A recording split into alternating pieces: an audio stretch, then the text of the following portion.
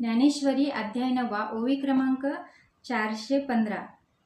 भगवान श्रीकृष्ण म्हणतात, प्रेमभावाने जे मला भजतात त्यांना पुन्हा शरीर प्राप्त होत नाही.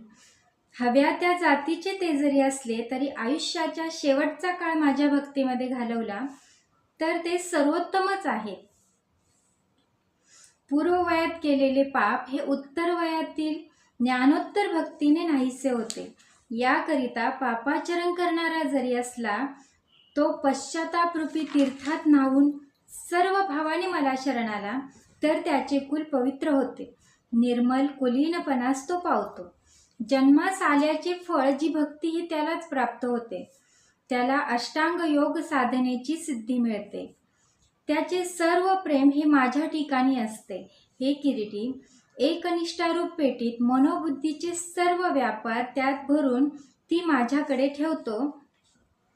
तो काही अवकाशाने मजसारखा होईल असे तू कदाचित समज करून घेशील, परंतु जो अमृतातच वास करेल त्याला मरण कोठून येईल. एका दिव्याने जर दुसरा दिवा लावला तर पहिला दिवा कोणता हे ओळखता येणार नाही. त्याप्रमाणे जो सर्व भावाने मला भजतो आहे तो मजप्रत मद्रूप होऊन राहतो. मग त्याला माझी स्थिती, माझी कांती, माझी नित्य शांती प्राप्त होते.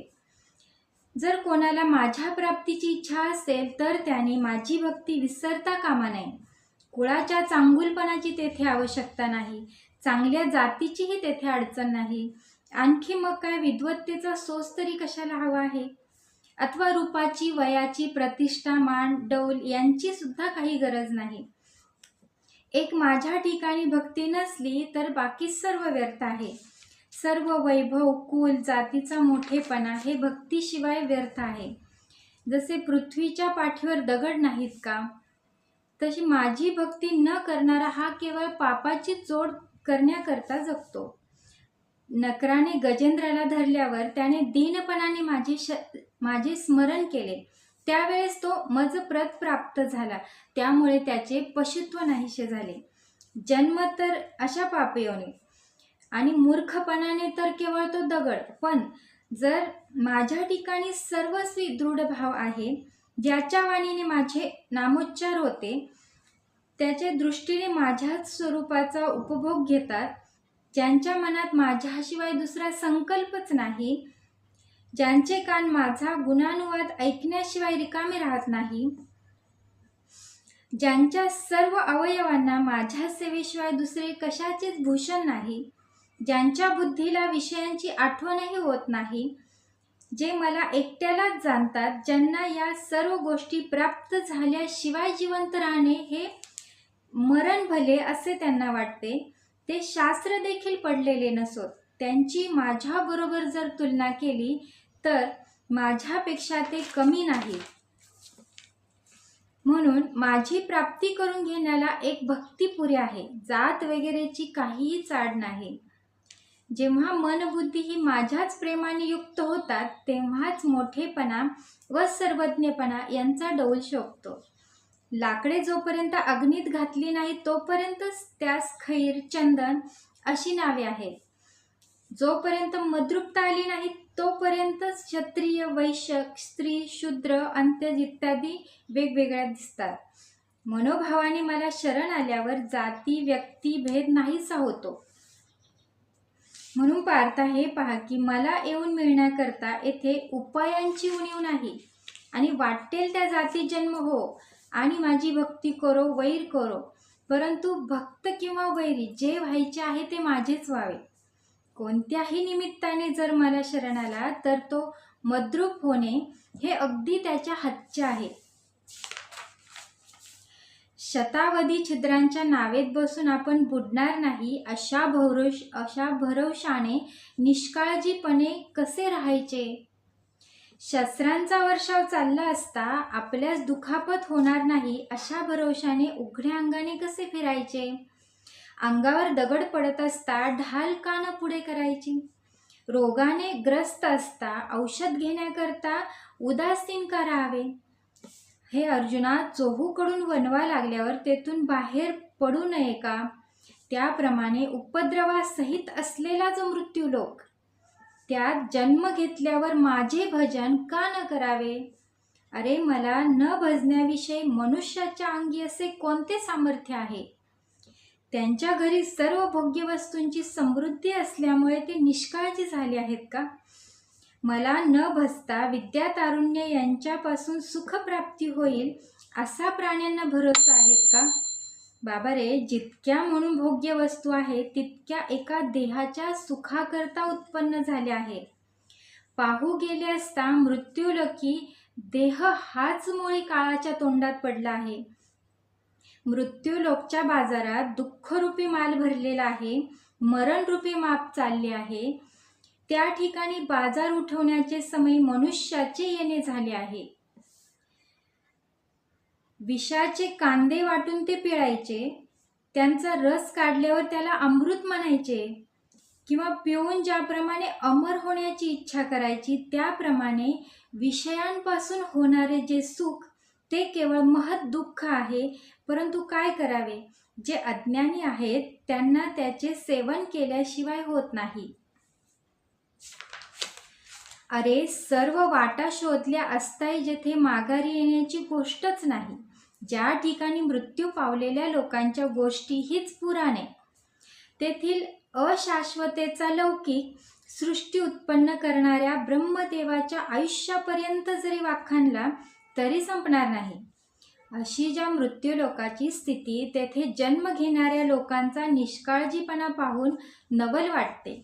प्रत्यक्षात वा परलोकी होणाऱ्या लाभाच्या प्राप्तीकरता जे एक कवडीही खर्च करीत नाही, ते सर्व प्रकाराने हानी होणाऱ्यासाठी कोट्यावधी द्रव्य खर्च करतात. पुष्कळ विषय सुखात गुंतो त्याला सुखी म्हणतात. जो लोभी आहे त्याला ज्ञानी म्हणतात. ज्यांचे आयुष्य थोडे राहिले आहे, ज्यांची शक्ती बुद्धी कमी झाली आहे, त्याला वडील म्हणतात आणि पाया पडतात. लहान मूल जो मोठे होते तो त्याचा आनंद मानतात. परंतु त्याचे आयुष्य उलट कमी झाल्याबद्दल त्यांना दुःख वाटत नाही. जन्मापासून दिवसानुदिवस काळाच्या स्वाधीन होत असतो, परंतु आनंदाने वाढदिवस करून गुड्या उभारतात.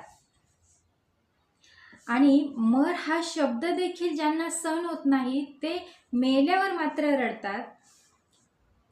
परंतु असलेले आयुष्य संपत चालले आहे त्याची मूर्खपणाने खिजगणितही करत नाही. या मृत्यूलोकी सर्वच गोष्टी उलट्या आहेत. तर अर्जुना, तू जरी येथे यदृच्छेने जन्माला आला आहेस तरी झडकर वेगळा हो आणि ज्या योगाने माझ्या अविनाशी पदाला प्राप्त होशील त्या भक्ती मार्गाला तू लाग. तू आपले मन मद्रूपी करून माझे भजन करण्याविषयी प्रेम धर. सर्व ठिकाणी मीच आहे असे समजून नमस्कार कर. मनातील सर्व संकल्प नाहीशी करून माझ्याकडे जो लक्ष ठेवतो तोच माझे भजन पूजन करणारा नाव पावतो. असे माझ्या योगाने संपन्न होशील. त्यावेळेस माझ्या स्वरूपाला तू पावशील. ही माझ्या अंतकरणातील गुह्य गोष्ट अर्जुना मी तुला सांगितली. सर्वांना चोरून ठेवलेली अशी गुप्त गोष्ट प्राप्त करून घेऊन तू सुखरूप होशील.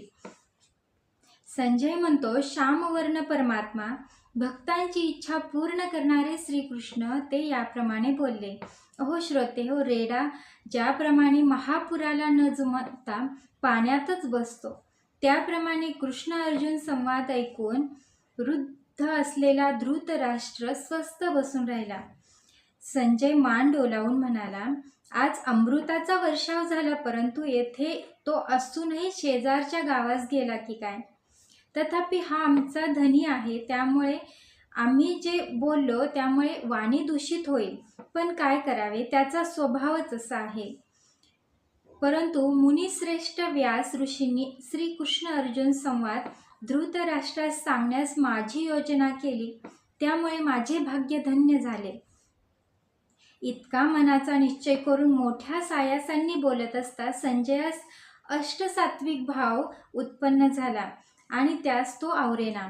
श्रीकृष्ण अर्जुन संवादामध्ये चित्त गढून गेल्यामुळे स्थिर होऊन वाणी जागच्या जागी स्तब्ध राहिली आणि नखशिकांत रोमांच उभे राहिले. डोळे अर्धवट उघडे राहून त्यातून आनंद अश्रू वाहू लागले. अंतर्यामी सुखाच्या लाटा आल्यामुळे बाहेरून अंगास कंप सुटला. सर्व रोमरंध्रांतून निर्मळ घामाचे बारीक कण उद्भवल्यामुळे मोत्यांची जाळीच घातली आहे की काय असे वाटू लागले. महासुखाच्या प्रेमाने जीवदशा नाहीशी झाल्यामुळे व्यासांनी सोपवलेले जे काम ते करीनासे झाला. इतक्यात श्रीकृष्ण अर्जुनाचा संवाद घोघो करीत कानी पडला आणि संजयाचे देहस्थितीचा वापसा झाला. तो भानावर आला आणि आपलेकडे सोपवलेले काम तो करण्यास तयार झाला. मग लागली डोळ्याचे पाणी आणि सर्वांगाचा घाम पुसून धृतराष्ट्राला म्हणाला, महाराज ऐका. आता श्रीकृष्ण वाक्यरूप उत्तम बीजास संजयाच्या सात्विकतेचा बिवड मिळाल्यामुळे श्रोत्यांना सिद्धांतरूप पिकाचा सुकाळ होईल. अहो, किंचित अवधान द्याल तर आनंदरूप राशीवर बसाल. कारण श्रवणेंद्रियास दैवाने माळ घातली आहे. म्हणून ईश्वर विभूतीची जी स्थले आहे ती सर्व सिद्धांचे राजे भगवान श्रीकृष्ण हे अर्जुनास दाखवतील. निवृत्तीदास ज्ञानदेव म्हणतात, ती कथा आता ऐका.